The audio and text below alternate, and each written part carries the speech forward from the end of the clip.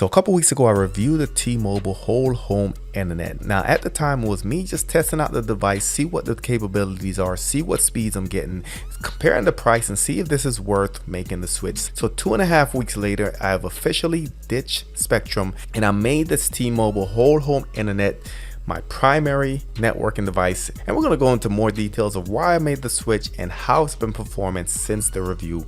Let's go ahead and jump into it.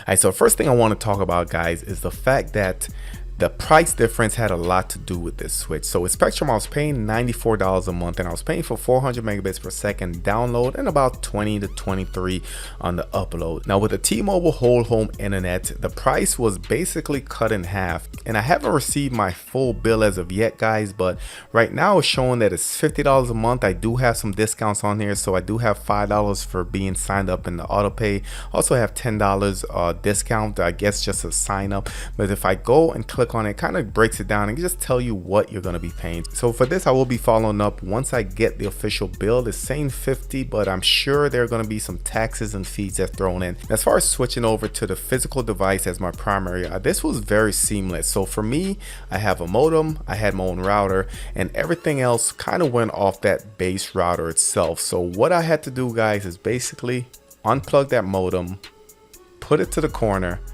plug my router into the T-Mobile whole home internet, and that was basically it. So with that kind of configuration, I didn't have to worry about changing password, connecting new devices, or anything that will make the transition difficult for myself or anyone else in my household. So the switch itself was seamless, took about 5 minutes, and to tell the truth, if I didn't tell them that I made the switch, they probably wouldn't have known the difference. So a couple questions came about the amount of data that I'm using on this new device. So there's a breakdown of my data usage for April, May, June, and we're currently in July. So if you guys notice, these are the cell phones for T-Mobile that I use currently, and the month of April only used 38 gigs, month of May only used 25, and boom, month of June jump up to 192 gigs. So remember, I made the switch about midway through June, so you can see that immediately after I made the switch, I've been using this pretty consistently, and that even shows more in July. So it's currently July 7th and I'm already at that 212 gigabyte usage rate. So I do assume that by the end of July I will be over a terabyte. So we'll keep an eye on that. But you can see that I have been using this as my primary, and it kind of shows it here in the data usage. So I wanted to go over to the application just to show you guys what I have connected to my current T-Mobile home internet device. So you can see right here, I basically have 3 things connected, guys. I have a Synology router, unknown device 1, unknown device 2, and everything else is disconnected. So what I'm saying is that the router is basically where everything on my network is connected, and I'll show you guys how many devices that is. So here we are in the Synology, and if I go to my networking center, and let's go to DHCP client. So I'll blur all of this out, but this is everything that's connected to my actual router, and this is just a DHCP.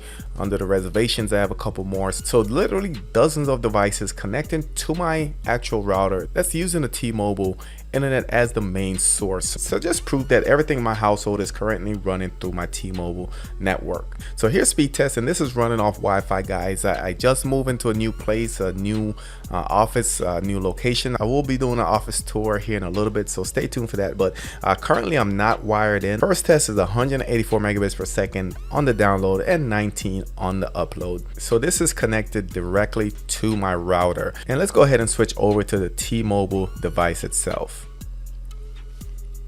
So if you guys remember, the T-Mobile device, it is Wi-Fi 6 compatible. So if you have a compatible Wi-Fi 6 device, you are going to see better speeds all around. So let's do another speed test while connected to the Wi-Fi 6 network.